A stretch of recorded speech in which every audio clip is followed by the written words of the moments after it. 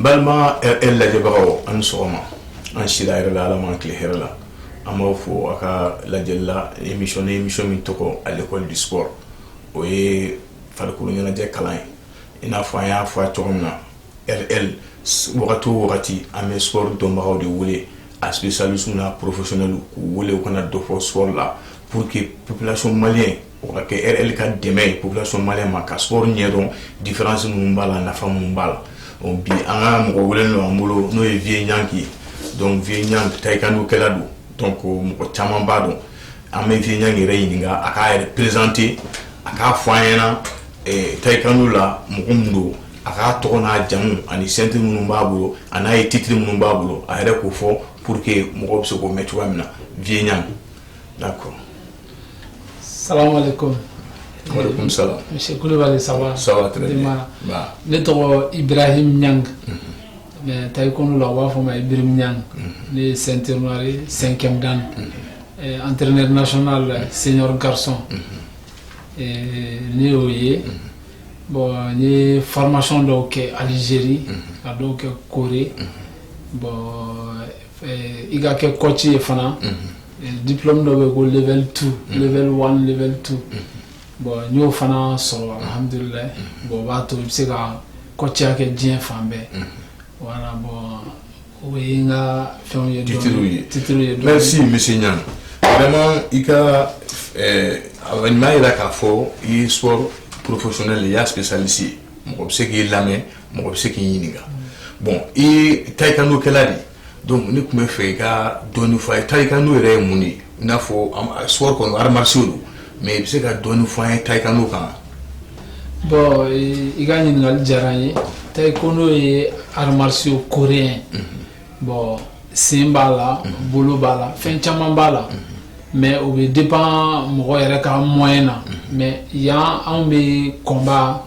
ponse démonstration oni attaque défensive an bolo le kala yan kosɛbɛ bon me se ka fɔ an b'a bɛɛ kɛ mais muru ni fɛn caman b'a la mais an be combat ni fɛnw de kɛ ne yɛrɛ ka branche be combat de kan bon taekwondo ye o de art martial coréen do a bɔra Corée. Bon, akili no ka diɲɛ fan bɛɛ minɛ sisan bon i bɛ se k'a fɔ minnu u ka se k'a faamuya karate do mais bibi na taekwondo tɛ art martial dogolen n'i y'a fɔ dɔrɔn taekwondo dɔrɔn bɛɛ b'a dɔn voilà. D'accord, maintenant ça taekwondo yɛrɛ kɔnɔna la i taara 5e dan na ka taa noir la o kɔrɔ k'a fɔ e y'a école karamɔgɔ yɛrɛ mais e yɛrɛ bolo san ka daminɛ noir la ka taa dan na olu valeur ye jumɛn de sisan olu valeur bɛ se ka estimer cogo min est-ce que o tigilamɔgɔw kan ka kɛlɛ kɛ ten kɛnɛ ma wa ou bien o tigilamɔgɔw jɔyɔrɔ kan ka kɛ mun ye fasoko yɛrɛ la parce que 5e dan ni bolo ko dan de y'a 5e de y'a dan ye n'o t'a dan ye ni dɔwɛrɛ fɛnɛ bɛ yen n bɛ fɛ i ka dɔ fɔ o la. I ka ɲininkali diyara n ye bon i b'a dɔn garadiw a ye komi i bɛ kilasiw la quoi i y'a daminɛ première année deuxième année fo kata i tila école la bon a bɛ ten tɔ bon ceinture min bɛ ceinture bɛɛ ɲɛ bi taekwondo la o ye 9e dan ye bon ne bɛ 5e dan na n bɛ se k'a fɔ ne ye kalanden ale bi parce que ne yɛrɛ ka maîtres bɛ yan olu bɛ 7e dan na dɔw bɛ 6e dan na voilà ne yɛrɛ ye kalanden ale bi n y'o de f'i ye kuma kɔnɔna la ne yɛrɛ bɛ k'a ɲini ale bi ka kalan parce que ne bɛ domaine min na il faut pas que ne ka sunɔgɔ ne ka kalan kɛ toujours k'a faamuya. Bon ni ne ye 5e dan ye bon k'a fɔ ko n bɛ wuli ten ko ka taa kɛlɛ kɛ n yɛrɛ ma ou bien mɔgɔ ye klaxon dɔ kɛ n na ko ka kɛlɛ kɛ non o tɛ ceinture n bɛ se ka fɔ o tɛ ceinture noire danbe ye bon a bɛ se ka kɛ mɔgɔ dɔ nana bin kan bon vraiment i y'i défend comme an bɛ jamana in dɔn sisan cogo min na diɲɛ yɛrɛ bɛ ten bon o la kɔni bɛɛ kan ka lajɛ vraiment i ka se k'i bolo da yɔrɔ dɔn. Légitime défense kama quoi parce que mɔgɔ t'a na wagati dɔn voilà. Mais est-ce qu'il y a compétition internationale kɛ i ye jɔyɔrɔ sɔrɔ a dɔw la i n'a fɔ Mali taekwondo yɛrɛ i taara Mali tɔgɔ la wa ou bien kelen taara ani Jeux olympiques ni fɛn caman bɛ yen i bɛ se k'i dɔɔni fɔ an ye olu la. Bon n ka quant to athlète ya la alhamdulillah ni compétition caman kɛ championnat d'Afrique kɛ ka médaille d'argent sɔrɔ Jeux africains kɛ ka médaille bronze sɔrɔ Open Paris ni médaille or sɔrɔ n cira dɔw la bon an kun bɛ to ka compétition dɔ kɛ ko quat kun ye Afrique de l'Ouest dugu bon Côte d'Ivoire Nigeria Ghana ninnu ni Burkina Sénégal ninnu bon alhamdulillah n y'olu médaille or caman sɔrɔ parce que a wagati fanga kun b'o compétition na kosɛbɛ bon n ye compétition caman kɛ alhamdulillah mais ala ma se k'an yɛrɛ garisɛgɛ ka taa Jeux olympiques la mais n kɛlen coach ye alhamdulillah n taara Jeux olympiques la bon n ɲinɛna k'o f'i ye ni coach olympique fana voilà o ka n ka da n ka titre kan voilà bon o sababuyaw fɛ n ye denmisɛnninw encadré combattants Mali combattants encadré bon ale bi an b'o chemin kan bon an kun bɔra Jeux olympiques la bon ala a ma ɲɛ an bolo quoi mais an bɛ ka Paris 2024 an bɛ k'o labɛn ni ala ka jɛ. Maintenant difficulté jumɛn bɛ parce que taekwondo an bɛ yɔrɔ min na bi ka se ninnu bɛɛ ma i bɛ taa sɔrɔ gɛlɛya dɔw bɛ yen bon i kumana denmisɛnninw fɛnɛ kan bon n bɛ fɛ k'a lajɛ gɛlɛya min bɛ aw kan pour que taekwondo ka développer jamana in kɔnɔ ni bɛɛ bɛ se k'a kɛ cogoya min na parce que jeunes caman bɛ yen u tɛ foyi la u tɛ sport la u tɛ foyi la u sigilen don ten n'u ma sisa min u bɛ siyɛnna ni fɛnw kɛ bon e yɛrɛ bolo fɛn jumɛn kan ka kɛ sisan pour que ka salu caya ka taekwondo développer jeunes ka don a la. bon n bɛ se k'a f'i ye alhamdulillah bi taekwondo kɛbaga ka ca bon ale bi an b'a ɲini caman ka fara a kan quoi taekwondo minnu bɛ balontan ni minnu bɛ ara wɛrɛ kɛ a tɛ ɲɔgɔn tiɲɛ quoi i bɛ se ka na i bɛ n'ale kɛ ka taa i ka balontan kɛ n'i bɛ sugu de la ou bien i y'a fɔ cogo min na minnu sigilen don courage bɛ minnu na u bɛ se ka na u b'a kɛ i bɛ nɔ sɔrɔ a la quoi mais n'i y'i sigi ten ko fo taa kɛ e nɔfɛ ou bien vraiment e kɔni e bɛ yen ten e motivelen tɛ objectif t'i la non vraiment alhamdulillah bibi na taekwondo n bɛ se k'a fɔ taekwondo ka ca ni sport kɛla bɛɛ peut-être fo n'a kɛra balontan ye parce que balontan équipe jama ka ca mais n'i y'a jateminɛ taekwondo salle fana ka ca kosɛbɛ voilà o tɛ ka an yɛrɛ fɔ o tɛ k'a fɔ voilà n y'o de jateminɛ vraiment ne kɔni ne bɛ bɛɛ la encourager bɛɛ place bɛ taekwondo la bɛɛ i kɛra mɔgɔkɔrɔba ye o kɛra denmisɛnnin i kɛra jeune o bɛɛ place bɛ taekwondo la n'i nana i b'i ka place n'i bɛ fɛ ka kɛ mun ye i b'o de i bɛ kɛ o de ye quoi komi caman bɛ yen u bɛ fɛ ka na u bɛ kɛ combattant ye ka kɛ combattant ye dɔw yɛrɛ ka objectif ye n bɛ taa Jeux olympiques la ne ni mun taara Jeux olympiques la Seydou Fofana a kun ka daga miiri ye o de ye mais a kun t'a dɔn ale bɛ taa Jeux olympiques la cogo jumɛn mais ala nana n'a ka na ye a qualifiera fo ka taa Jeux olympiques kɛnɛ kan. mais est ce que taekwondo ninnu na professionnel b'olu la n'a bɔra Jeux olympiques la est ce que k'a fɔ ko i n'a fɔ balontanw filɛ mɔgɔ dɔw b'i ta ka taa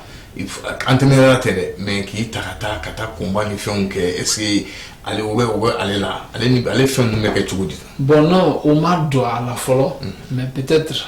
a bɛ se ka kɛ a bɛna don a la bon ne hakili la a bɛ sɔn ka don a la mais a ma don a la fɔlɔ mais fɛn o fɛn bɛ kɛ compétition an b'a fɔ open minnu bɛ kɛ bɛɛ bɛ t'i yɛrɛ bon jamana bɛ se ka a fɔ k'a bi accompagner ko ka taa ni ye bon ni i bɔra yan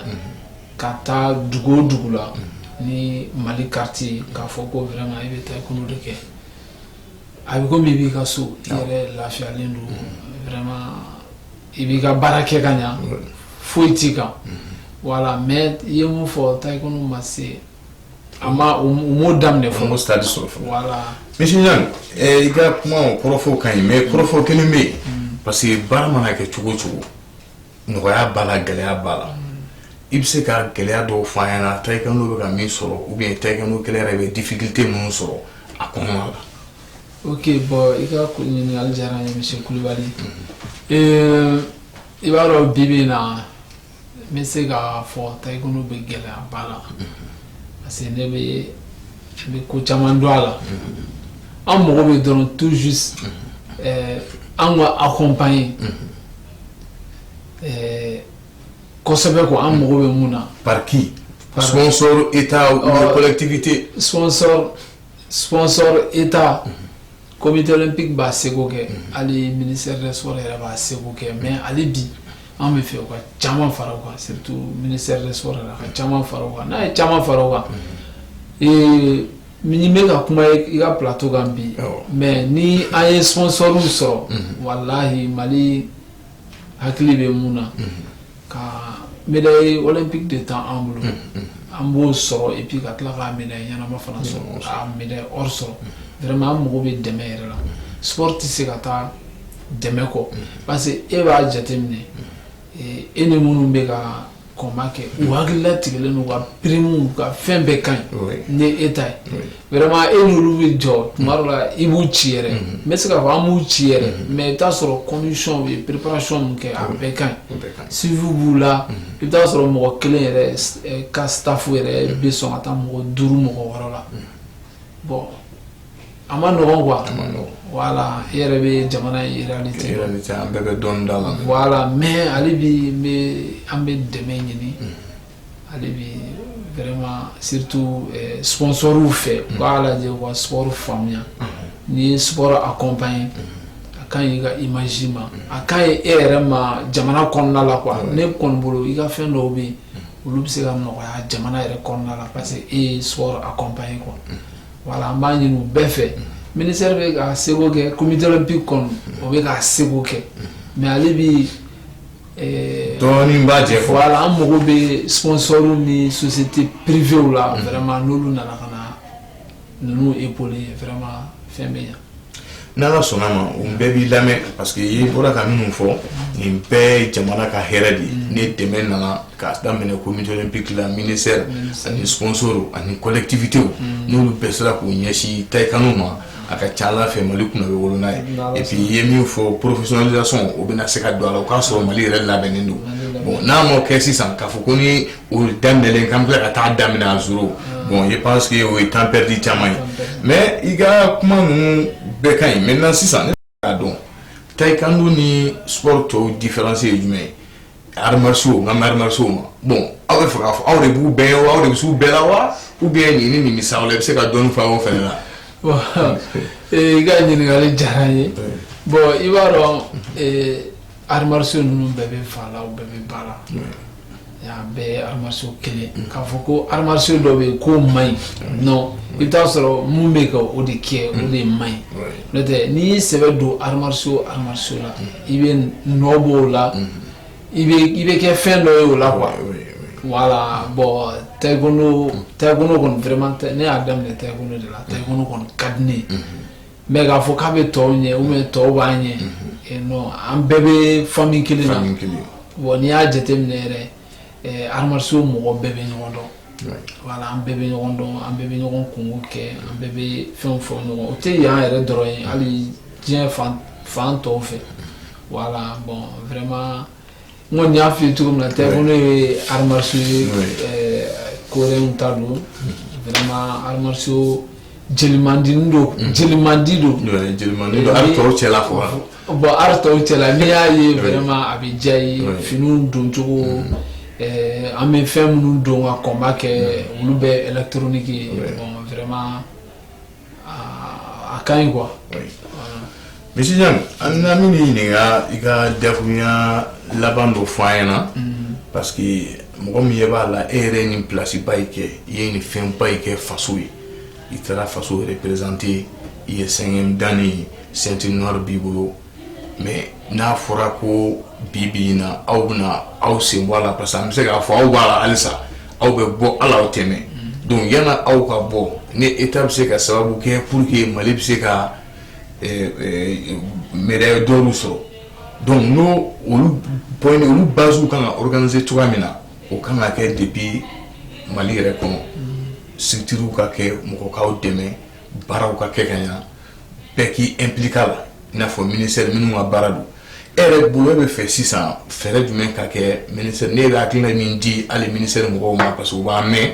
n'i bɛ fɛ u ka nin kɛ salle de kan ka caya wa nin de kan ka kɛ tan donc n'i bɛ se k'o kuma laban fɔ ka tila ka denmisɛnninw fana wele vraiment k'u sɛbɛ don armaso in ma n'o ye taekwondo ye donc pour que population yɛrɛ k'a dɔn k'a fɔ nin bɛɛ jamana ka hɛrɛ de et mɔgɔ kelen mana hɛrɛ sɔrɔ e mana salle dayɛlɛ bi parce que e bɛ se ka denmisɛnnin caman ta donc n'a ye denmisɛnnin caman fɔ n'o ye jamana délinquance bɛ nɔgɔya jeunes ka siɲɛnaw ni sisaniw o bɛ nɔgɔya donc on va avoir une population en bonne santé parce que jeunes de jamana l'avenir olu de y'a plus de 65%. Donc il est wolo laban jumɛn kɛ gouvernement ma o k'aw dɛmɛ sponsor ma et puis il bɛ fɛ taekwondo ka organiser cogoya min na i y'a fɔ cogoya min na a ka ɲi mais halisa i bɛ fɛ dɔ min ka fara kan donc n'i bɛ se k'o kuma laban fɔ public RL lamɛnbagaw ye a bɛ diya n ye. Bon o tɛ dɔwɛrɛ Jeux olympiques bɛ na kɛ Paris 2024. Bon ni ne ɲininka ne b'a fɔ a sera san 2 de don. Bon depuis sisan an bɔra Japon